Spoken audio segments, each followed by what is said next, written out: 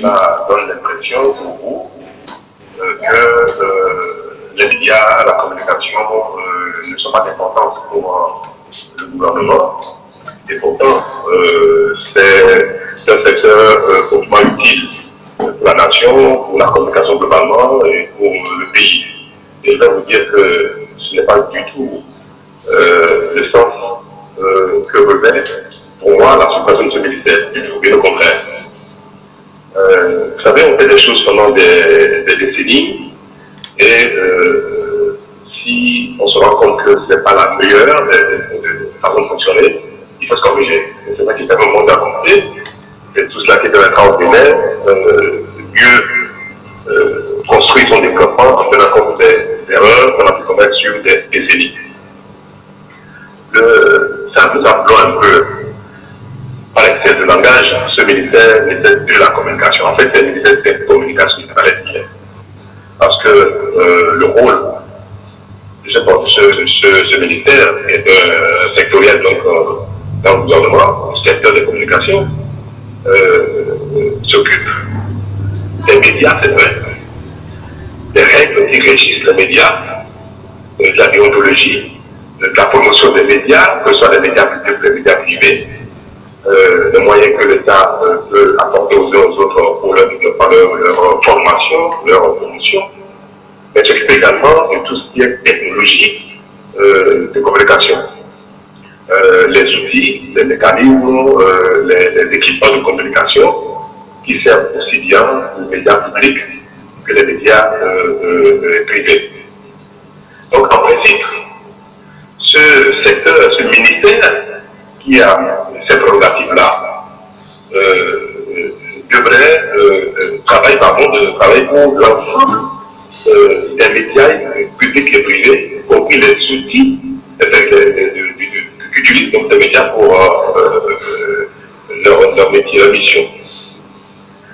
Et si c'est le cas, est-ce que vous ne pensez pas que ce n'est pas normal qu'un tel ministère joue également le rôle de porte-parole du gouvernement? Théoriquement, c'est incompatible. Parce que un monsieur ministre des Communications, qui devait être neutre, qui a vocation à accompagner les médias privés et publics, de les organiser, de veiller au respect des règles, des lois, de la déontologie, d'investir pour les uns et les autres, d'investir pour les équipements, pour toutes les technologies nécessaires à la diffusion de l'information. Si ce même monsieur est en même temps chargé de la communication gouvernementale, c'est-à-dire porte-parole du gouvernement, donc chargé de la propagande du gouvernement, ce serait porter deux casquettes à la même personne, alors que les deux casquettes ne sont pas toujours compatibles. Et c'est pour ça que, en principe, on ne devrait jamais donner à un ministre chargé des communications le rôle de porte-parole du gouvernement, le rôle de celui qui fait assurer la propagande du gouvernement. Il est temps de corriger cela, et toute chose se fait dans le timing convenable et consort.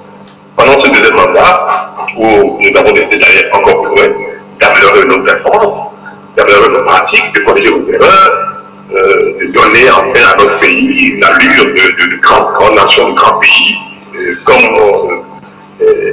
les nations développées. Vous savez, moi, par référence, ce n'est pas les pays qui sont sur la même échelle que nous, ce n'est pas les pays qui sont dans le même palier que nous, ce sont les pays qui sont plus grands, qui m'inspirent, les grands pays, les grandes nations. France, États-Unis, Chine, Japon et consorts. Vous pouvez comprendre, noter que dans ces pays, on ne fait plus ce genre d'erreur. Donc, avoir quelqu'un en charge de la communication gouvernementale, la communication de la présidence, porte-parole du gouvernement, chargé donc de la propagande, il faut le dire, du plus ou moins, vous voyez bien à quoi sert un porte-parole du gouvernement. C'est la propagande.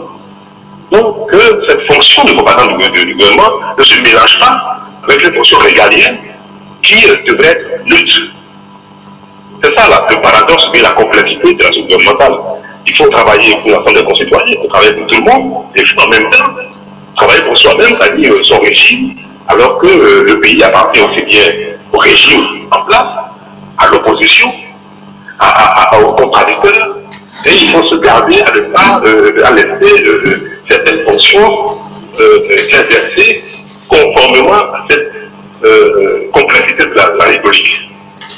Et c'est bien pour ça que j'ai trouvé qu'il était temps qu'on confie la mission de porte-parole du gouvernement à quelqu'un qui n'a pas en charge la fonction régalienne de charger des communications, charger des médias, charger des outils de communication.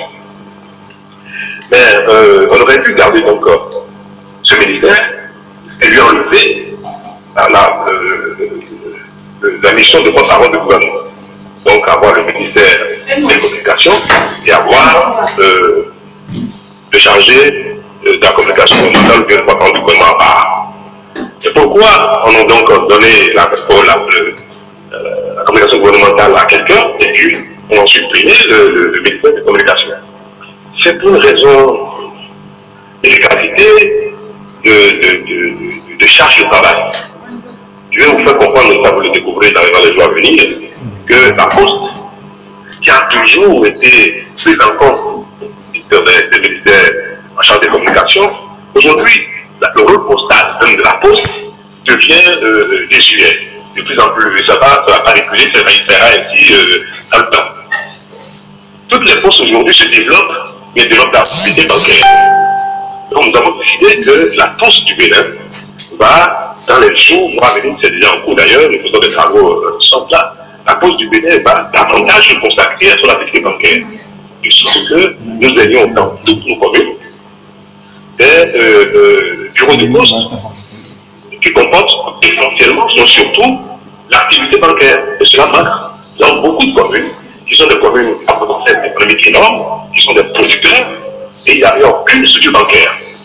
Il est difficile de développer, d'amener les banques à se développer partout. Or, la Poste est un instrument dans les aides de l'État qui peut aller au plus près de nos populations, plus vite, plus efficacement que les grosses banques. Nous sommes en train de décider que la Poste parte sous le ministère des Finances pour qu'on lui donne cette prérogative, on l'appuie, on l'accompagne pour se développer, donc développer l'activité bancaire de partout. Donc, la Poste va quitter le portefeuille des communications. Il reste quoi? Il reste donc il resterait donc un ministère en charge des communications des médias publics, médias privés, des dossiers comme ça. Mais en termes de médias, est-ce qu'il est utile d'avoir un ministère purement en charge des médias? Que ce n'est seulement pour respecter les règles, la déontologie et qu'on sort. La HAC s'occupe de cette mission déjà dans notre pays. Donc si c'est pour les appuis à apporter aux journalistes, c'est un fou. C'est pour faire gérer les système. Peut-être même géré par la HAC, et nous mettons cette part de ce que nous dotons ces fonds-là. Donc la HAC fait ce job qui, entre-temps, est exécuté par le ministère de la Communication en charge de la promotion des médias de toutes sortes. C'est bien pour ça que nous disons, la HAC qui existe au Bénin du Soleil peut s'occuper de programmer, de faire la promotion de la formation des journalistes, de la surveillance des métiers, des médias, de l'information, et même répartir, si c'est possible, les ressources qu'il faut aux médias, sans que derrière le demande plus d'autres. Sans que ce soit donc directement le ministère qui passe ce job-là, qui n'est pas grand-chose. Maintenant, ce qui concerne les outils, les équipements de communication. Et ça, nous avons un ministre qui est en charge de numérique et de la digitalisation, qui est le ministère techniquement compétent pour gérer tout ce qui est outils de communication.